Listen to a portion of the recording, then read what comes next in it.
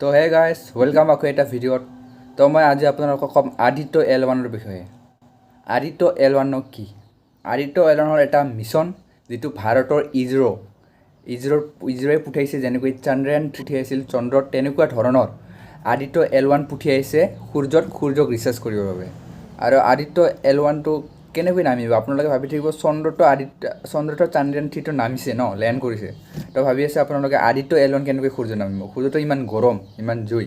তো মই আপোনালোকক ক'ম আদিত্য L1 পৃথিৱীৰ পৰা 15 লাখ কিলোমিটাৰ দূৰত্বত এটা পইণ্ট আছে, L1 পইণ্ট, যাক আমি ক'ব পাৰোঁ লেগ্ৰেঞ্জ পইণ্ট। সেইবাবে তাৰ নামটো হৈছে আদিত্য L।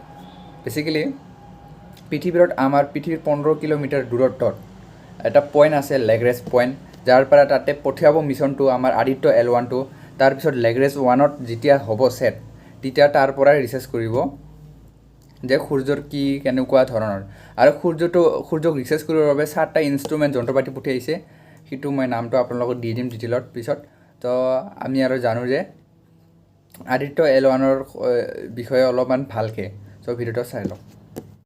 তো ইয়া গাইজ দেখিছানে আদিত্য L1 পইণ্টটো ক'ত আছে আপোনালোকে দেখিছেনে? L1টো পৃথিৱীৰ সন্মুখত আছে, পৃথিৱী আৰু সূৰ্যৰ মাজত আছে L1 লেগ্ৰেঞ্জ পইণ্ট।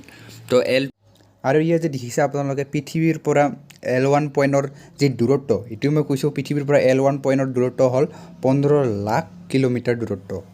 আৰু এই L2 পইণ্টটো দেখিছেনে আপোনালোকে? এইটো হ'ল নাছাৰ মিছন। নাছাই আগতে এনেকুৱা পঠিয়াইছিল, তাৰপিছত নাছাই L2 পইণ্টৰ পৰা এতিয়া ৰিচাৰ্চ কৰে। আপোনালোকে দেখে যে ফটো যে পায় নাছাই যে ফটো যে কিবা কৰে, চব ইয়াৰ দ্বাৰা কৰে। ফটোশ্বুট কিবা আমাৰ আন্তৰিক্ষৰ এনেকুৱা ধৰণৰ চব এই নাছাটো L2 পইণ্টৰ সহায়তে কৰে। আশা কৰোঁ আপোনালোকে বুজি পাইছে পিকচাৰৰ সহায়ত কেনেকৈ কোনটো লেগ্ৰেঞ্জ পইণ্ট কয়। লেগ্ৰেঞ্জ পইণ্ট মুঠতে 5টা আছে, আপোনালোকে দেখিছে। মই ক'লোঁ লেগ্ৰেঞ্জ 1 আৰু লেগ্ৰেঞ্জ 2ৰ বিষয়ে অলপমান। লেগ্ৰেঞ্জ 2ত নাছাই পঠিয়াইছে এনেকুৱা ধৰণৰ মিছন, আৰু নাছাই যিটো ফটো দি থাকে আমাৰ পৃথিৱীৰ বাহিৰৰ, সেইটো লেগ্ৰেঞ্জ 2 পইণ্টৰ সহায়তে দি থাকে। তো আপোনালোকে দেখিলা লেগ্ৰেঞ্জ 1 পইণ্ট, লেগ্ৰেঞ্জ 2 পইণ্ট ক'ত আছে, কেনেকুৱা ধৰণৰ পৃথিৱীৰ বাহিৰত। আৰু আপোনালোকক ক'ব বিচাৰিছে L1 লেগ্ৰেঞ্জ পইণ্ট, যিটো L1 লেগ্ৰেঞ্জ পইণ্ট, সেইটোত যেতিয়া আমাৰ আদিত্য L1 মিছনটো যাব, তাত পইণ্টলৈকে যাই পাব ন L1লৈকে, তেতিয়া ফিউল নালাগে। তাতে এটা পৃথিৱীৰ গ্ৰেভিটি ধৰণৰ এটা এনেকুৱা ফ'ৰ্চ থাকে, যিটো তাত অট'মেটিক তাৰ লগত ঘূৰি থাকিব পৃথিৱীৰ লগত।